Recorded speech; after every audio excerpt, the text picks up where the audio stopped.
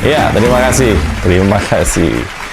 Ya, barusan saya baca hasil survei carta politikanya Mas Yunarto Wijaya, dan hasilnya Ganjar sulit kalah, Prabowo mulai lelah, dan Anies makin gelisah. Ya, beberapa fakta menarik dari hasil survei salah satu lembaga survei yang dapat dipercaya ini diantaranya adalah bahwa kepolisian atau Polri berhasil kalahkan KPK masuk 3 besar lembaga yang dipercaya publik. Wah, ini luar biasa nih. Kerja keras jajaran Pak Listio Sigit untuk lebih profesional atau istilahnya lebih presisi dan membuat humanis memang membuat rakyat terpikat ya. Lalu sebaliknya ya, DPR, MPR dan DPD menjadi lembaga yang tidak terlalu dipercaya masyarakat. Kalau ini bukannya dari dulu ya. Ya, lalu coba DPR kenapa nggak terlalu dipercaya publik? Ya, bisa jadi karena kemarin baru aja ada kasus video porno lagi ya. Saya nggak tahu itu. Lalu DPD yang diketuai oleh Lanyala Mataliti, kenapa tidak terlalu dipercaya publik juga? Apa karena ketuanya lebih cenderung seperti ketua partai oposisi? Pak Senator, luar biasa. Lalu kenapa MPR juga nggak terlalu dipercaya? Apa mungkin karena ada Hidayat Nur Wahid? Nggak tahu ya, bisa jadi begitu. Tapi memang unik hasil dari survei dari Carta Politika ini menarik ya. Dalam pertanyaan terbukanya, nama Ganjar Pranowo menjadi yang teratas di survei Carta Politika ini. Nyaris 30%, mengalahkan Prabowo dan Anies. Ganjar dan Prabowo ini termasuk yang nggak terlalu ketara kampanye sih menurut saya ya. Ya, maksudnya nggak jor-joran ya. Bahkan bisa dibilang mereka nggak terkesan hambur-hamburkan uang buat kampanye. Tapi Ganjar kenapa bisa mengalahkan figur-figur yang jelas-jelas kampanye? Nah, ini menarik ini. Misalnya AHY. Dia tuh baru aja safari Ramadan kemana-mana. Dan sepertinya safari Ramadan ini bakal berlangsung sampai Jumadil Akhir. Udah lewat Ramadan maksudnya. Lalu juga AHY itu sampai cari sebutan Raden, sampai Habib. Lalu dia juga kritik keras soal minyak langka. Meskipun adiknya dadakan jualan 16 ton minyak goreng. Dari mana itu? Lalu juga AHY ini balihonya di mana-mana dengan pose andalan. Siap. Ya. Anggota dewannya juga berjamaah tuh menyerang pemerintah. Tapi serangannya berbalik melulu. Kan rumusnya simpel ya. Kalau mau nyerang pemerintah itu terutama dari partai yang pernah menang, itu simpel. Lu kritisi pemerintah sekarang, kalau pemerintahan zaman antum itu lebih bagus, itu nggak apa-apa. Tapi kalau Demokrat ini kan unik. Mereka pernah menasihati Jokowi supaya jangan meninggalkan proyek mangkrak. Maksudnya nah? Ini satir ya. Satir atau nggak tahu diri?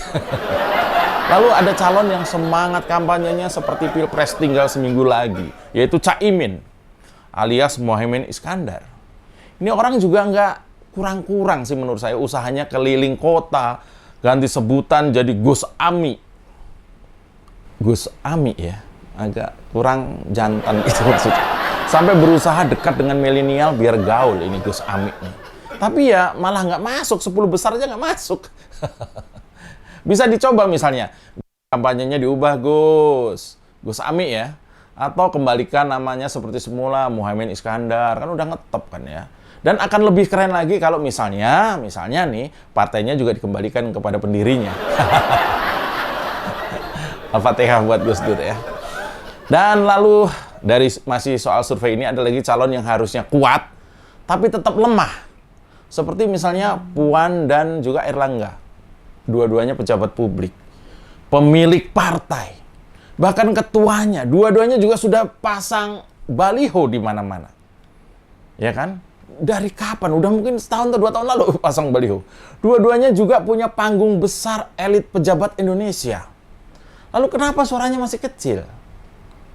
Nah, katanya rakyat itu bakal pilih kandidat yang memancarkan hope atau harapan. Masa iya kedua figur ini nggak ada harapan? Nggak ya? Harusnya nggak sih menurut saya. Saya kira harusnya adalah biar sedikit juga pasti ada lah ya. Semoga di survei-survei mendatang mereka berdua ini Puan dan Airlangga ini bisa naik 2 kali lipat dari sekarang ya. 2 kali lipat itu ya masih kecil sih. Masih di bawah 5%. Nah, kemudian hasil survei Carta Politika Indonesia itu juga mengungkap tingkat kepuasan publik terhadap kinerja pemerintahan Presiden Joko Widodo dan juga Pak Ma'ruf Amin, Pak Kiai, itu menurun. Kalau kemarin mungkin 2 bulan atau ya 2 bulan lalu itu sekitar 73% kira-kira. Sekarang sekitar 63%, 10% turunnya. Kepuasan masyarakat turun 10%. Ya bisa jadi ini pengaruh masalah minyak goreng, kelangkaan, sekarang minyak goreng melimpah dan harganya sudah kembali normal. Lalu ada kenaikan Pertamax, tapi itu kan cuma berapa persen kan yang menggunakan. Tapi itu sangat masuk akal menurut saya. Tapi kalau aksi mudik ini berjalan lancar, saya yakin kepuasan publik juga bakal meningkat. Minimal kembali ke angka 70%-an ya. Menurut saya begitu. Artinya kalau ada 10 orang di jalanan kita tanya soal kepuasan ini, itu kira-kira ya 7 yang puas, 2 perak, dan 1 perunggu. Jadi olimpiade ya. Nah, dalam survei Carta Politika ini juga disebutkan 68% responden setuju Jokowi lakukan reshuffle. Pasti semuanya ngajuin ya Menteri Perdagangan ya. Bisa jadi Menteri Perdagangannya diganti kalau ada reshuffle menurut saya ya, terutama karena insiden dalam video ini. Lihat. Tolong ini menjadi catatan dalam kesimpulan untuk pertanggungjawaban kepada kita. Terima kasih.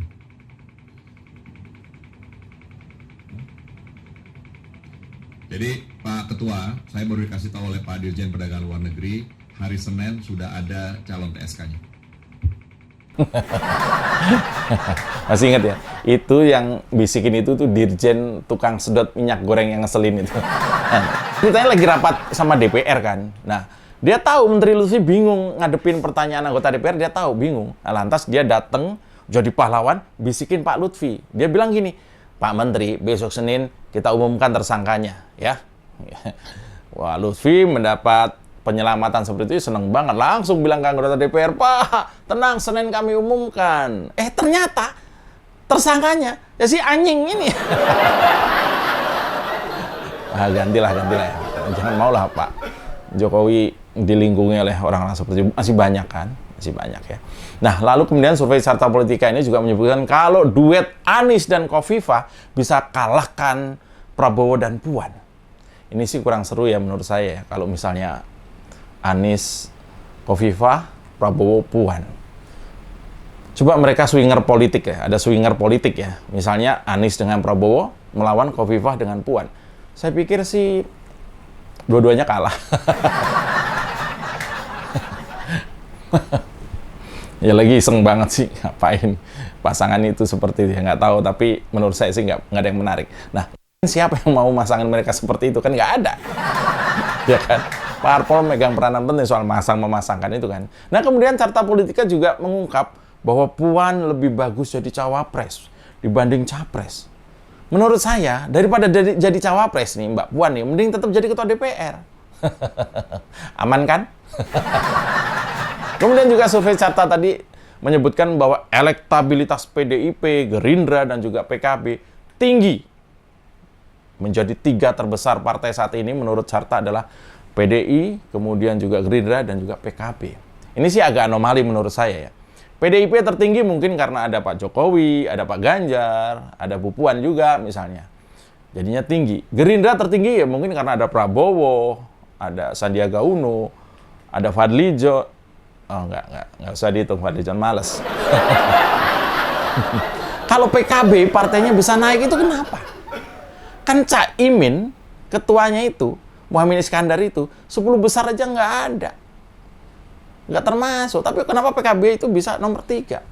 Setelah saya utak-atik saya lihat kenapa ya? Oh, mungkin karena ada survei yang mendapatkan kalau PKB banyak yang mau pilih Pak Ganjar. Pinter ini ya. Partai boleh PKB, tapi milih males Cak Ami. Gus Ami, males.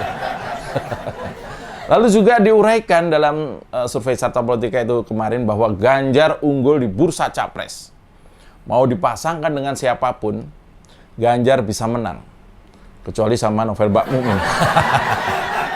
Siapa yang mau? Nah, sementara Sandiaga Uno, kalau jadi cawapres, suaranya tinggi kalau jadi cawapres. Padahal Sandi ini termasuk yang dekat sama Kadrun ya. Mungkin kalau clear dari Kadrun bisa lebih besar lagi elektabilitasnya. Ini efek Kadrun memang bikin kecil. Maksudnya kecil suaranya ya. Saya sih belum melihat hal positif dari kebijakan Sandiaga sih, belum ya, apa ya. Baik waktu dia jadi Wagub dulu, OKOC, atau setelah dia jadi menteri. Yang membuat beliau jadi cawapres dengan elektabilitas tinggi ini apa? Belum ada, prestasinya belum ada. Mungkin responden menurut saya bisa jadi terkenang dengan jurusnya si Sandi ini ya, yang terkenal dulu ketika jadi Wagub itu ya, yang apa? Ciat. Masa gara-gara itu dia suaranya jadi tinggi dan layak jadi capres? Enggak juga, gitu, menurut saya sih ya. Tapi nggak tahu, mungkin karena ganteng. Mungkin itu. Mungkin karena ganteng dan dekat dengan para ibu-ibu muda ya. Lalu dalam survei itu juga disebutkan kalau masyarakat puas dengan kinerja pemerintahan Presiden Jokowi terkait dengan penanganan pandemi. Kalau ini sih no debat ya menurut saya ya. Ya, karena negara-negara lain juga mengakui itu. Karena cuma Kadrun yang nggak mau ngakuin. Kadrun mana ngakuin, vaksin aja males ya kan. Bahkan Indonesia ini adalah sedikit negara yang pemerintahnya bisa menyediakan vaksin booster secara gratis. Tidak semua negara begitu, kita harus bersyukur ya. Nah, makanya sebelum mudik nih, usahakan teman-teman vaksin booster dulu ya. Biar mudik dan balik ke tempat kerja, badan tetap sehat dan waras. Kalau berangkat mudik dompet penuh, begitu balik lagi atau begitu ke Jakarta lagi tekor, itu sudah biasa. Tapi badan mesti tetap sehat, maksudnya itu ya. Juga disebutkan bahwa dari hasil simulasi Pilpres yang digelar Carta Politika itu, mayoritas responden di Jawa Tengah, Jogja, Bali, NTT, NTB memilih Ganjar Pranowo untuk gantikan Jokowi. Ini luar biasa nih. Ini asli luar biasa. Karena Ganjar kampanye resmi aja belum. Saya yakin kalau dia sampai kampanye masif, apalagi dukungannya real atau sudah terbuka dari PDI Perjuangan, Petamburan pun bakal mabuk Pak Uban. Sekarang kan masih mabuk agama ya.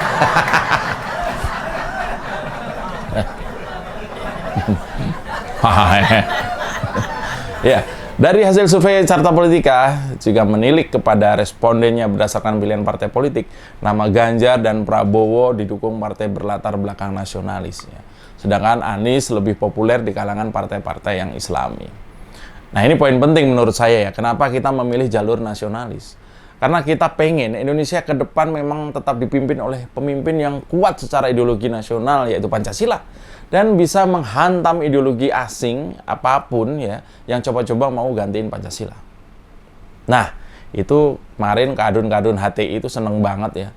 Seneng banget tuh kemarin tuh obral proposal khilafah segala. Udahlah, itu cuma menghayal aja. Mereka KTP aja belum tentu punya kan. Iya, saya Mas Jupri. Terima kasih dan aman kan?